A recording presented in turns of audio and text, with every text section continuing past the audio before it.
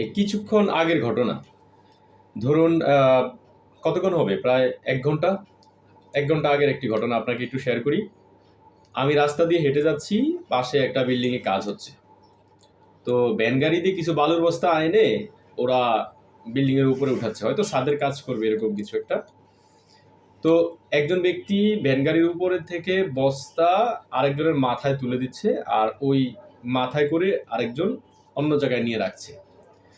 ঠিক ওই মুহূর্তে আমি এখান দিয়ে যাচ্ছি, এমন সময়ে যিনি ভ্যান গাড়ির উপর থেকে এই মাথায় বস্তাটা তুলে দিচ্ছে, উনি মাথায় তুলে দেওয়ার পরে, এটাই মনে হচ্ছে শেষ বস্তা ছিল ভ্যান গাড়ির, তুলে দেওয়ার পরে উনি ওই ব্যক্তিকে এত বড় করে একটা গালি দিল, মানে এত জোরে একটা গালি দিছে, এত মানে বিশ্রী ভাষায়, যেটা আসলে শোনার পর খুব খারাপ লাগছে আমার কাছে।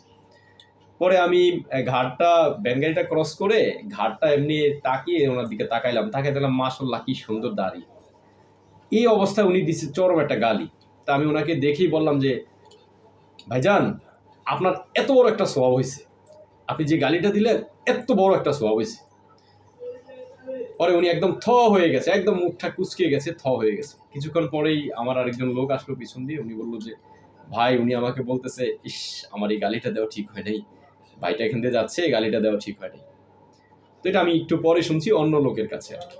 তো আসলে আপনাদের উদ্দেশ্যে একটা কথা বলবো যে অযথা অযথা যে কোনো কাজ আপনি করেন, কাজের মধ্যে রহমত আছে, বরকত আছে, সেখানে আপনি ভালো কিছু করতে পারেন, আল্লাহর নাম নিতে পারেন, পরিশ্রম করলে সেখানে যেটা দরকার সেটা করেন, কিন্তু গালাগালি করবেন না। অযথা এই গালাগালি করা, অযথা একটা মুখ খারাপ করা, অযথা মানুষের সামনে নিজেকে এইভাবে প্রেজেন্ট করার কোনো দরকার নেই।